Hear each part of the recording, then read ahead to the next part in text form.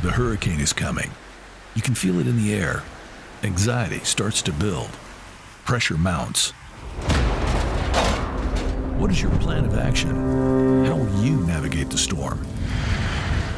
That's how it feels when you encounter a challenging supply chain crosswind. You seek to find the eye of the hurricane. That is where we live. Dunavant. Logistically speaking, we're at the center of it all. With more than 60 years of experience in logistics innovation, Dunavant is a family-owned business that has the knowledge to ensure global and domestic shipping practices are efficient and effective. Dunavant generates supply chain proficiency with outstanding, attentive, and expedient customer service. For more information, visit dunavant.com. 1, 2, 3, go!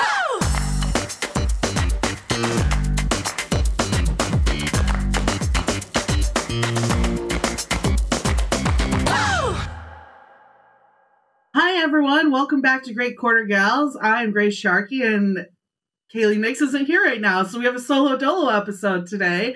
Super excited to be here and talk about our guests today, who are actually both really strong female leaders in their space. They recently wrote a book called Toes and Stilettos. It's the story of women in manufacturing and their success in lean transformations and operations as a whole. So we'll have them later on in the episode today. But, this is a show about women in transportation and logistics in our field. And last week I was able to learn a fun fact. We actually have a first ever international holiday for women that I wanted to get an opportunity to recognize, and that's Women in Maritime. Now, Maritime is one of the areas that I feel like I have the least expertise. So I had a lot of fun researching the industry as a whole and really finding out why this was so important for the IMO to start this following year. Now, in 2019, the IMO dedicated itself to reaching a better standard with the United Nations Sustainable Development Goal number 5, which is towards gender equality. What the goal really is perfect equality, 50-50 workforce. Now, according to the International Chamber of Shipping, there's about 47,000 seafarers working internationally on merchant ships. And surprisingly, only 2% of those workers are female. And that's just the seafarers themselves. We're not even talking about the freight forwarders that work in maritime or a number of the different auditing firms and financial firms that work in maritime as well. If you bring all of those jobs together, it actually drops down to 1.2%. So clearly, this is an area that we need, a Great Quarter Gals needs to highlight and help out as well. So again, 2 years ago in 2019, well, 3 years ago now, I guess, time flies, the IMO decided, hey, we need to start recognizing females. And they decided to, number one, set this day. So on March 18th, last Wednesday, we had the first International Day for Women in Maritime. And the IMO put together some really great classes, networking opportunities for women to celebrate the day. They had a huge Zoom call that brought together a number of different women in maritime associations to talk about it. But more importantly, it's about moving forward, right?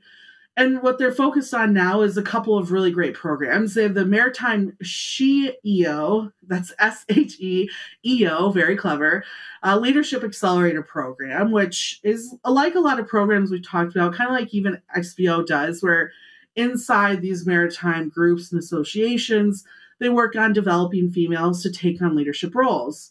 There's also fellowship programs where women can come and learn different skills within maritime. There's associations that the IMO is working to promote and excel and give more views to, so that we can develop those associations even deeper than we already have. And then seeing that a lot of this work is clearly across the globe, in Europe in general, there's a number of courses that European ports have decided to dedicate towards management schools for women in maritime to make sure that they get promoted. And it's actually super necessary that this happens because according to a study, by 2026, we actually need an additional 89,000 seafarers in order to meet the current global shipping demand that we're seeing. So this isn't just about the fact that, women actually are really strong in areas of economic growth, decision making when it comes to health and education and anti-discrimination issues, but it's actually the demand that we need in order to make sure that our global shipping is prepared for the amount of goods that we're looking to start shipping across the globe within the next couple of years. Now, if you're interested or you know anyone that would be fit for a maritime role, or you just want to kind of discover what's out there, then I would definitely head to imo.org.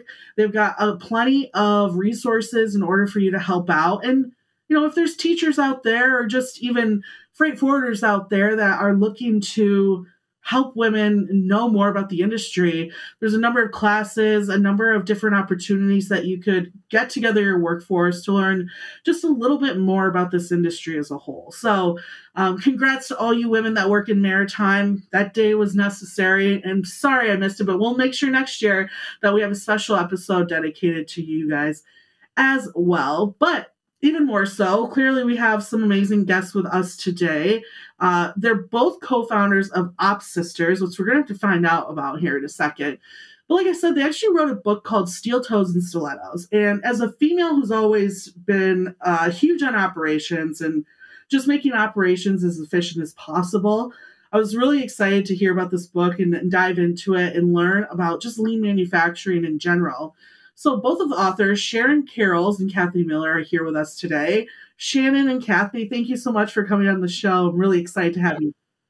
Oh, hold on one second.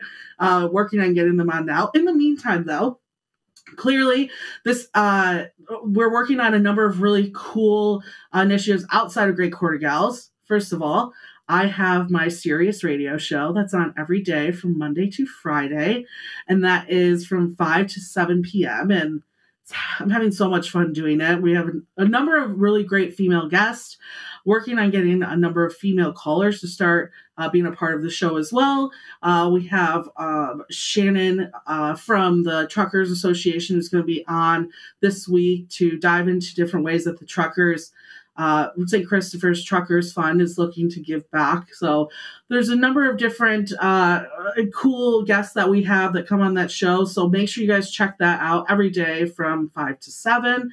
I really am excited to meet a lot of our audience not face to face, voice to voice, right? You guys have the opportunity to call into 8888 Road Dog every single day to talk about different topics, whatever we're talking about. But again, anything that you're interested in as well. So if you guys are interested in hearing that, you can head over to Sirius. You can actually get Sirius on demand as well. So if you can't hear the show from 5 to 7, it does replay from 11 to 1. Or you can download the episodes and listen to them on demand through your computer or your smartphones as well. And it looks like we do have Shannon Carols with us now. Hi, Shannon. Thank you for joining us here on the show. Hey. Yeah. No, I'm super excited about this because I've always been in operations my whole career and constantly looking to do things more efficiently, not just for clearly the business to grow and scale, but I feel like lean rules lead to a better organization for employees as well. So I think this is a really great opportunity for us to highlight exactly what lean manufacturing does. And I'd love for you to kind of introduce yourself and give us a background of what brought you to this point in writing this book. Yeah. Hi. So I'm Shannon Carols. I have been in the manufacturing industry since I graduated college. I graduated from Western Michigan University with a supply chain degree, and I jumped right into the manufacturing world. I spent about the first decade of my career working in different supply chain functions, all the supply chain functions. And then I got into lean manufacturing when one of the plants I was working for was really struggling, and the company really embraced this lean methodology and said, hey, you guys are going to go through a lean transformation. And so we did. And that's when I really found my passion around improving processes and getting the people involved. And then from there, I moved on and started running my own plants. And I spent about a decade doing that. So I got to kind of dip my feet in all kinds of different areas of the operations world. And then Kathy and I, we had worked together and transformed multiple plants. And that's what our book, Steel Toes and Stilettos, is about. It's a true story of a manufacturing journey where we go from traditional batch manufacturing to a lean enterprise, which means both in the operations factory area and in the office. And so we wanted to tell our true story about how we did that. But the basis of it that people often forget is respect for people. Yeah. So that's the biggest thing that we focus on, is around the people portion of it. And I guess if you want to call it those softer skills with a lean implementation. I love that. First of all, go Broncos, right? So glad to see another Great Michigan idea, gal. Bronco. I was looking at your background. I'm like, ooh, you're a Sparty. We'll just have a nice Michigan group here today. That's awesome.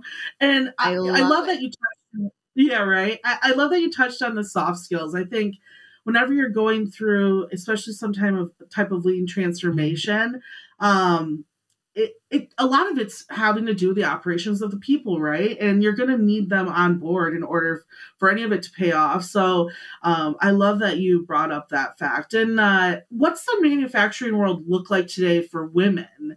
Would you say the workforce is starting to get pretty close to equality, or is that something that even in your work you've helped to prosper? I think we still got a long way to go. I would definitely say that it's a very different landscape than it was when I first got into manufacturing. While there were women working there weren't a lot of women in leadership type roles. So not a lot of mentors for young women as they were getting started. Now I think that's starting to shift. So I think you're seeing a lot more women in leadership roles, a lot more mentors available for these young women getting into manufacturing. I think that we are starting to see a lot of progress towards what's appropriate versus what's not. And I think that the people are starting to really understand what biases are and all of those types of things. The corporations are doing really well. And just the awareness of the opportunities in manufacturing is so much better than what it was when I first got into the industry. Yeah, definitely. I'm interested in the lean process. Does that equality workforce come up as well? Do you find that when you are working on these transformations that the equality of your workforce is important in order to actually pull off the full picture? Well, in any workforce, you want to have diversity and equality amongst your people, obviously at its core. But what it drives is diversity of thought.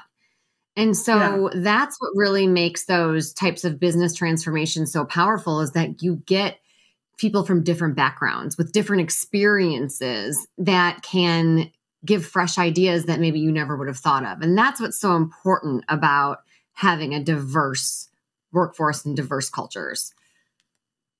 Love that. And it looks like we have Kathy Miller now on the phone. Kathy, thank you so much for joining us.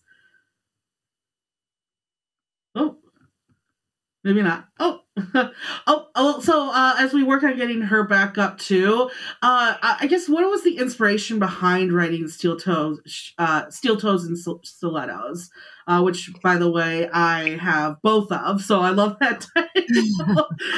And that's really what's so powerful about that title, right? Is that you can be both. You can be, a really strong woman that, wants to wear steel toes and wants to, but can also want to wear stilettos, and they're not mutually exclusive. And that was the biggest thing about the title in itself, was just be yourself. You can be your authentic self as a woman and still be super successful. And you don't have to conform or change, even though manufacturing is traditionally a male-dominated industry. So Kathy and I, in part of the book, we talk a lot about how our friendship grew from your atypical boss-subordinate type of a relationship into more of a sisterhood. And we just really embraced each other's differences. And that's what helped us along with the rest of the team's differences to be so successful. And so one day, Kathy and I were talking about and really reflecting on our experiences and what made this transformation so successful, and what did we do right, and what went on, and because we've done these in lots of different factories, and some have worked much better than others. And so we thought, what made this one so special? And as we started to just kind of dissect it a little bit, we said, we've got a really good story to tell, and maybe we could help others kind of follow the roadmap and some of the thought processes that we did. But really, the inspiration behind it all was really trying to, inspire those young women to get into this industry and show them how many opportunities there are to have a really great career. Yeah, I feel like some of the most inspirational people to me when it comes to operations, even in manufacturing, they have been women. I just feel like the attention to detail that a lot of us take, and the skills that I even feel like I grew up with more have been focused towards operations. And I just there's nothing I love more than taking something that's running inefficiently and making it run to its absolute peak. And there's so much joy in that. So I love that was a part of the reasoning behind the book. Do you feel like there's pressure, when you say like manufacture, I mean, clearly the word man's in there, right? It starts with a pretty masculine term, right? So do you feel like there's that pressure when you say even steel toe boots to that is the safety aspect of it, right? But do you feel like there's like a pressure to be less feminine? Or do you get an opportunity, and women, do they get the opportunity to be more of themselves and dress in bright colors if they want, and bring their feminine selves into the job more these days than in the past? I do think that we've created, and a lot of leaders have created a safe space for women to be themselves, where when Kathy and I first got into the industry, like I said, there weren't a lot of female role models. And the ones that we did have that were in leadership roles definitely were more conforming to like the male stereotypes. So I've definitely seen a shift in that, where you can be feminine and your authentic self. But again, it's a choice of how you want to be and how true you want to be to yourself. So that was one of the biggest things with Kathy and I. Like, we never lost who we were, and we never conformed to whatever we thought we were supposed to be. I always wore heels in the office, and so did Kathy. We always had, there's jokes about us being in dresses on the shop floor in our steel toes, because that's just who we were and who we wanted to be. Now, on any given day, you could also find me in jeans on my hands and knees taping the floor. So it's just a matter of who you want to be and what type of leader and participant you want to be in the business. But yes, I absolutely think you can stay true to yourself and be feminine in this role. It's not that stereotypical dark, dingy, dirty place as it was 30, 40 years ago. It's definitely progressed through the years. Yeah, right. I'm like just seeing this like dark, a dark room with like no like a very classical early 1900s manufacturing type of building. And I mean, even with technology nowadays, if you look at a lot of the work that I do is on automation within warehouses and things of that nature. Mm-hmm. Like, it's so computerized that I have a couple friends that work in an Amazon facility, and they're like, it's like playing a video game some days. So there are, like, I'm sure different, it's vastly different than what I probably expect that it would be. I'm interested, what is Op Sisters, and why did you guys decide to start that? That seems really interesting. Yeah, so our business actually came after we decided to write the book. And when we were brainstorming the book, all of a sudden, all these light bulbs started to go off on all these things we could do. And a lot of it was great timing. We were both ready for the next chapter in our lives, leaving our corporate jobs. We were looking for I specifically was looking for a little more flexibility because I have a young son, and I was looking to spend more time and be there for my family a little bit more than I had been able to be when I was running plants. So we just started coming up with all these ideas. And Kathy went back to school, got her master's in positive psychology. She got a coaching degree so that she could, be a professional and personal coach. I've been helping other manufacturing facilities with implementing the lean processes and all of those types of things. So we just started to see that our strengths were so collaborative and so just fit together so nicely that we could come up with this offering to still be in this manufacturing space without making and shipping parts. And so the name Ops Sisters really grew from the fact that our friendship grew to more like a sisterhood, and we just wanted to continue to stay in the operations space. That's really great. So is there anything that you guys are working on, or is it you continue writing? Is that a big part of this, or what kind of initiatives do you guys do within Ops Sisters? So really we're a coaching, which is okay, cool. Is personal coaching, group coaching, and we go into corporations and help with any type of those types of personal and collaborative type of coaching sessions. We do a lot of training around lean transformations. And then we're also doing a lot of speaking right now, which is really exciting. We're really involved in women in manufacturing. So we're heading up to Detroit to go and do the Women in Manufacturing North conference up there and talk about inclusive cultures.